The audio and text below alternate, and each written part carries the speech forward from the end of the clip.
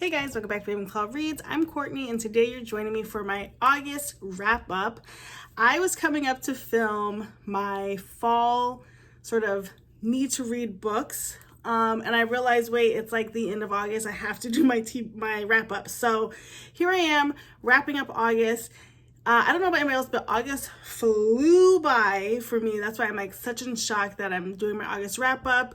This month was really interesting for me. I started off motivated, then I had a little bit of a slump, and then I've just finished off like blowing through books, like a book a day. And so super motivated towards the end of this month, ready to jump into the fall. And yeah, it was just really a good reading month. So this month I read 15 books, and I'm going to tell you all about them. So let's get started. All right, so I've read a lot of physical books this month, so I will show you the physical books and then the digital books I'll put up here. But the first book I read was The Grandest Game by Jennifer Lynn Barnes. This book is a new series. It is in the inheritance games world where we have Avery now being the millionaire, and she's posing a game for 7 challengers to try to win access to her money. The brothers are involved, but we're following Lyra, Rowan, and Gigi. There's a little bit of a romance part in this as well. I ended up giving this 3 stars. I did finish this right on the 1st of August. I picked it up. I think it was available that Tuesday, the last Tuesday of the month of July. And I went through it pretty quickly, but I didn't absolutely love it. I do like Jennifer Lynn Barnes, but after the inheritance game, I have not been able to find a book that is really good. I didn't love The Brothers Hawthorne. This one was mid, and I can't finish the Natural series. So I don't know if she's the author for me, but I will continue with the series because why not? I love a series. I love knowing when another book is on its way. But nothing about this book is memorable, honestly. Like, I probably could reread it and be shocked all over again. It definitely was almost trying to be a recreation of the inheritance games, but just slightly different. So 3 stars for this one. Next up, I read the book The Only Game in Town. I picked this up on my bookshelf. I think I picked this up maybe spring or early or late winter. And I was looking for a different book and found this one on my shelf. I was like, let me go ahead and read it. And this book follows, I never know their names, Jess and what's the guy's name? Carter. Jess lives in this small town of Jasper, and Carter's grandpa lived there, and he's recently passed away. And instead of just leaving a normal inheritance, he leaves this sort of game that all of the town people have to play. They have to pair up. They have to do all of these crazy challenges. I ended up giving this 2 stars. I really did not love it. I feel like I was deceived. On the cover, it looks like Jess and Casper. This is what I thought in my head. Casper's grandpa dies. Casper comes to town to collect his inheritance. He gets paired with Jess to do all of these games. Obviously, they fall in love because they trauma bonded. The end. But that's not exactly what happens. Obviously, I don't want to ruin it. One, it's a romance. You know how it's going to end. But Carter and Jess are not partners throughout this game. So we have like multiple perspectives. We have this romance that's going to happen, but it's a very, very, very, very, very slow burn. So it was not my favorite at all. 2 stars, not memorable. And I kind of creased it, but I might give this to Half Price Books. Next up, I read Curvy Girl Summer by Danielle Allen. This was on Kindle Unlimited, and I jumped on it because it's a new release. It actually just released, I'll tell you, June 11th of this year. So I was surprised to see it on Kindle Unlimited, but I ended up giving this 4 stars. I've never read anything by this author, like I said, but this book is a slow burn, spicy romance. It starts off right away spicy. And it's just, I really liked that it was representing Black romance in larger bodied people. And I put in my Goodreads, which I always link in my description if you want to check it out, that I wanted to give this a 5 star, but I couldn't because the whole idea of this story is that our main character is being held to standards of getting married now that she's turning 30. Her family, specifically her uncle, who's so out of pocket and out of line, believes that she's not with a guy because she's overweight and she needs to slim down and get in line to get a husband. And she tells him that she'll have a boyfriend by her birthday, which is like 8 weeks away. Or she says she has a boyfriend and she will bring him to her birthday that is 8 weeks away. So she's on the hunt to find a guy. She brings them to this bar to do all her first dates, and her and the bartender are friendly. So he kind of watches out for her while she's on these dates. So he's pretty protective. But the issue I have with this is that while we know that her and the bartender are going to eventually date, we watch her literally go on every single date until they figure it out. Like 10 dates, no parts skipped. We're literally on every part of the date, getting ready, the guy coming in, the conversation, where it fell apart, what they had for dinner, what they had for drinks. Like, I didn't need all of that for every single date, which is why I give it 4 stars, but still highly recommend. Very nice romances. Romance and Spice was top tier. Highly, highly recommend you read this, especially if it's still on Kindle Unlimited. Next up, I picked up the book, Anxious People. This has been out for a while, and I heard about it specifically on Sarah Caroli's channel. And I thought this book was going to be about literally anxious people, but it's actually a comical book about people who are anxious about an incident. And it's about a bank robbery that's gone wrong, and we are sort of walking through what happened through police interviews and people trying to figure out, like, where is the robber, because the robber is gone. And so it's a very satirical look into people's mindsets, what they're focused on, what makes them nervous, and I guess maybe stereotypes we have. I ended up giving this 3.5 stars. There's a really good twist at the end, which picked it up from 3 stars to 3.5 for me. I marked it as 4 on Goodreads. If I have like a half, I always mark it up. So it is a 4 on Goodreads, but I actually think it's a 3.5 star. Definitely worth the read, but I wouldn't like buy it. I think borrowing it from the library was a good idea. I might even try Audible if you haven't read this book yet. Next up, I read Logans Story. This is a Babysitters Club special edition, reader's request. And if you are new to my channel, I am rereading the Babysitters Club books from the beginning. And as I finish the book, I listen to my companion podcast, like in Stony Brook. I talk about it all the time. And one of the episodes that came after some of my books was Logans Story. So I listened to the podcast and then I read the story. I ended up giving this 5 stars. This book follows Logan. Obviously, it's his story.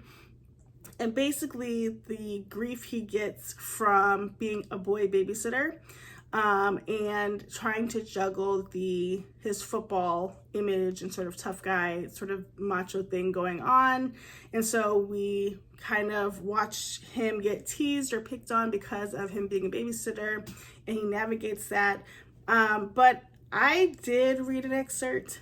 I will link the vlog that I did that on, because the most exciting part of the story was Logan's description of each babysitter. I thought it was hilarious, unmatched, and I thought it was just unmatched. So go check that out in my vlog, or if you have the book, read that excerpt again of him describing all the babysitters. It is hilarious.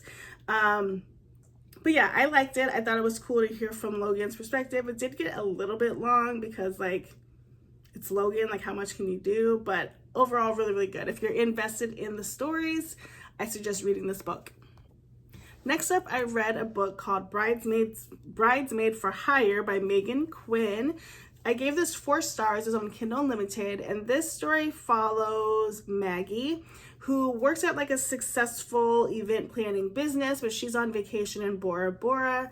And then lo and behold, here comes her brother's best friend, Brody, who's also in Bora Bora, but he's there for business. So Brody's boss is having a wedding, or his daughter's having a wedding, and Brody has been, I guess one of Brody's colleagues gave him her ticket to the wedding so that he could kind of smooch the boss for a deal he wants to do.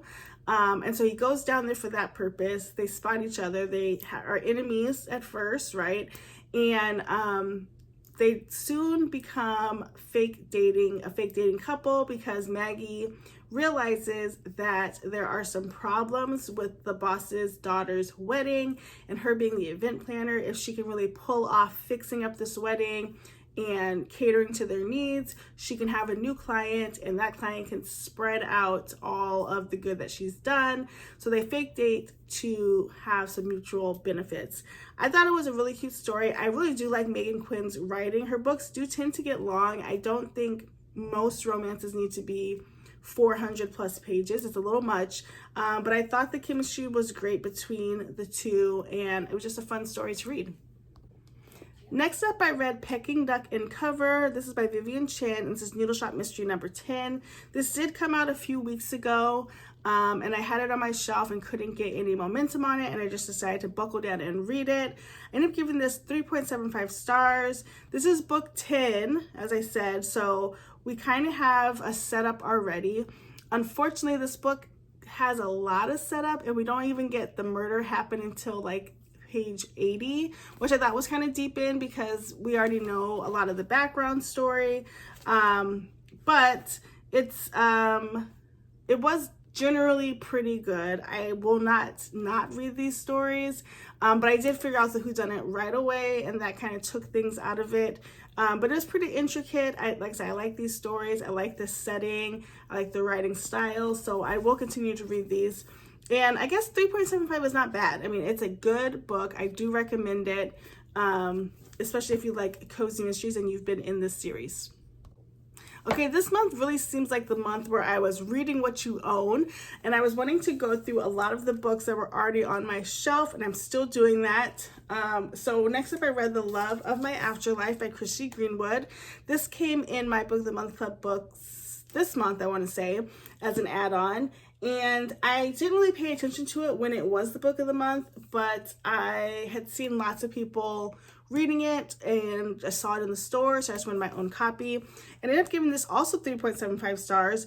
So this is a typical sort of enemies to lovers with a twist. Our main character dies choking on a hamburger, goes to the waiting room of heaven, meets an angel, and while she's waiting for her fate, another guy comes. He's super handsome.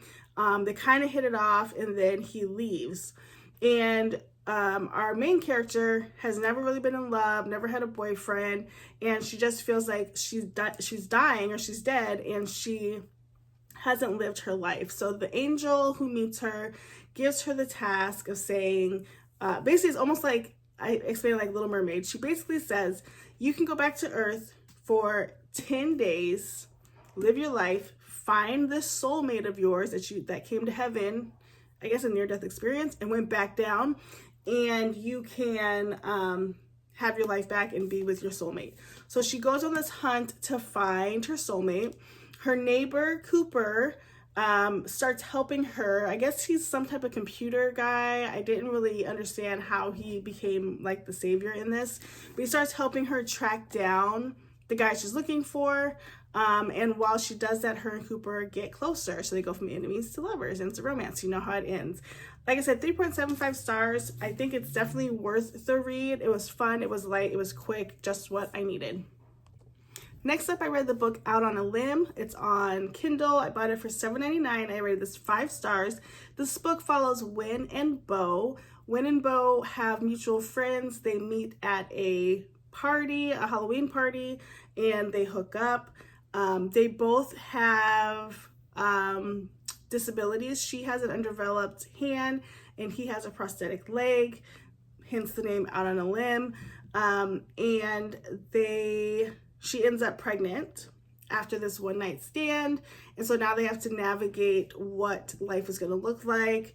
I thought it was really cute. It was fast-paced. I was actually watching, I want to say I was watching Olivia Reads a Latte, and she mentioned it, and it was just a really quick, fast-paced book. I hadn't read any other Hannah Bonham Young books, although I do have Next of Kin. I haven't read it yet, but this book just really kept me captivated. The characters were really well written. I really enjoyed Win and Bo together. There was not necessarily a third act breakup, but it was really realistic on how they were trying to navigate this relationship that wasn't a relationship. So definitely recommend that as well. All right, next up I picked up The Women by Kristen Hanna. I wasn't sure what I wanted to read next, but I recently discovered Kristen Hanna and really like her writing style, so I picked this up as an add-on the same time I picked up Love of My Afterlife, and so I decided to read this one. This one follows Frankie, who goes to Vietnam to sort of follow her brother in 1960s, obviously, and becomes a medical nurse. She starts over there super inexperienced, super green. She gets brought under the wings of others, and the next thing you know, she's kind of like running the place as a head nurse. She has obviously very profound experiences in Vietnam, and then she comes back home to zero fanfare. Obviously the news has been incorrect. They have said no women are in Vietnam. So as she's expecting people to be thankful for her service, many people don't even think she went and think she's lying. Her parents kind of turn out to be terrible. And just a lot of coming of age things happen in this book. Kristen Hanna, her writing is very clear. It's not muddy at all. It goes by quickly, even though her books are chunky. They do go by quickly because you're kind of captivated. I liked the way this book was specifically broken up, because it was broken by years, starting in 1967 and ending in 1982. Some people said that you would cry in this book. I did not cry like I cried for Firefly Lane in this one, but I did enjoy it. I will say, to be honest, it did get just a little bit long at the end, and I was finally like, okay, we get it, like what's going to happen. But I still highly, highly, highly recommend this book, and I gave it 4 stars if I didn't say that already. All right, the next book I read was Daydream by Hannah Grace. This is the 3rd book in the Maple Hills novel series. I picked this up because it was out at my Barnes a week early, and so I was like, I gotta get it. And you know, here's the thing, I'm not going to stop reading her books, but I did not love this one. I ended up giving this a 2.5. Actually, I changed it to a 2 while I was writing my Goodreads, and that's barely like it was holding on for me. So this book follows Henry, who is one of the other characters, which I don't remember him, and Haley. And Henry is the captain of the hockey team now, and he is a good student, but he's dropping in some of his grades. Hallie is, she was a girlfriend of a hockey player on an opponent team. He dumps her, and she has more time to sort of do other things. So she hosts this book study that she's wanting to do. For some reason, Henry's there. I didn't really get clarity on why he's at the book club, but from that moment, they're almost inseparable. And he wants her to sort of tutor him and help him with homework and assignments. And in return, he will show her how to date, and because she's pretty inexperienced. And so to me, the chemistry was off. The dialogue was so cheesy. It was almost a 3 until I got to the part where we started talking about Henry's parents. He has 2 moms. Obviously, he's a Black male. And as we're talking about his parents, he would call one his mom and the other mama. And it just felt so inauthentic to me, because a white woman writes these and not all Black people call their mom mama. It just didn't hit right for me, and that kind of took me out of the moment of it, so I didn't really love that part. But overall, it was just okay. It just didn't hit. I don't recommend it. I think if you're in the series already, yeah, but you don't need to erase to read it. All that being said, I will read the next book. Just come for me in the comments. Okay, then I picked up Swift and Saddled, which I was not sure, but I had this on my bookshelf, right? And I had read Done and Dusted, but I wasn't racing to this because I didn't love Done and Dusted. But I'm telling you, this one right here, yeah, 5 stars. I loved this one. Way better than the first. This one follows Wes and what's the girl's name? Ada. And Ada is an interior designer who comes to Meadowlark, and she is she's redesigning a house. She doesn't know whose house it is, but it turns out to be Wes's house that she's redesigning.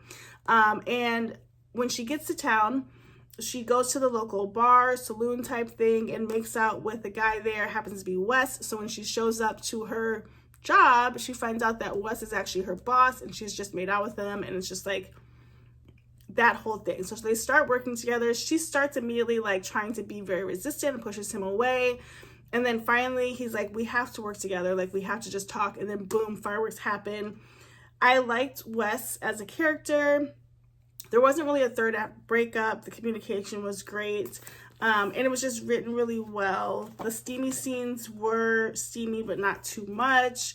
It was really good. If you liked Done and Dusted, you're going to love this one. If you didn't like Done and Dusted, you're going to love this one. So if you haven't read Done and Dusted, start with this one. Like, they are companion series, but you don't have to start at Done and Dusted. I would say this is the one to start with because I loved it. Next up, I read Babysitter's Club, Dawn's Big Date. This is book number 50. I did skip 49 because I can't get my hands on it, and I didn't want to wait any longer. And so this book has two major plot lines. The first is Dawn is getting set up with Marianne's boyfriend Logan's cousin, Lewis, and she just bombs the whole idea of being on a date. She's so unsure of herself. She doesn't know what to do, how to act, and the date just is a disaster. And then the B plot is they have new babysitters, new charges, Norman and Sarah, and Norman is overweight and sneaks food, and everybody's on his case to lose weight in the house. And then as the babysitters come by and babysit, they start giving him tips on how he could lose weight. It's so out of line and something nobody would ever do at this point nowadays, hopefully. But it was really funny to watch, unfortunately, because it's just like, it was so out of left field that it was just, that's what drove the story for me. Next up, almost done, I read The Queen of Nothing. I've been sitting on this last book of the trilogy for a hot minute, and I ended up giving this 4 stars. This concludes the Folk of Air, I believe. And so this book is still following Carden and Jude. Jude comes back to, where are we at? Elpham. It's hard to say. Okay, if you haven't read this, you're gonna get spoilers. But she comes back after being exiled, and she tries to pose as her twin sister, but Carden figures out it's her right away. And her dad, or the person who raised her as dad, is trying to take her spot as the queen. And so we have sort of like these ongoing battles and fights for power. I thought it was really good. I'm glad that I got a chance to finish it. I think I said I gave it 4 stars. Great conclusion to the entire series, and I will continue with this series. And then the last book for August, which I'm reading now, but I will finish before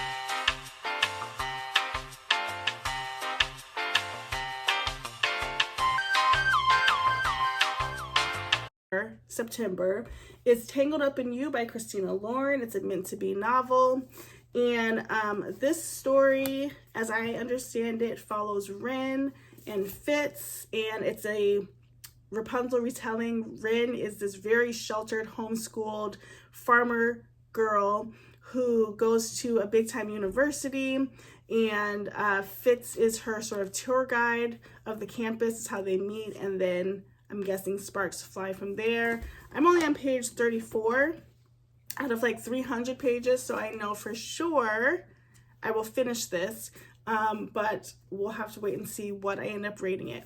So, like I said, this was a very successful reading month. A ton went on in the books, and it was just really great to get back on track. I hope I can keep this momentum going for the rest of the year.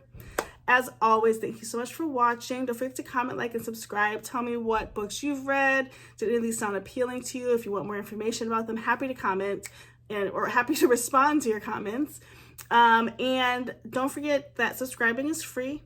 I'm trying to get to 1,000 subscribers and I'm almost there. So be sure to share my channel if you think it's one that you might enjoy. If you subscribe, put on the post notifications so you know when I post. I try to post Thursdays and Sundays. And then if you want to do more for the channel, become a member because there's some perks that you get there too. Until next time, bye guys.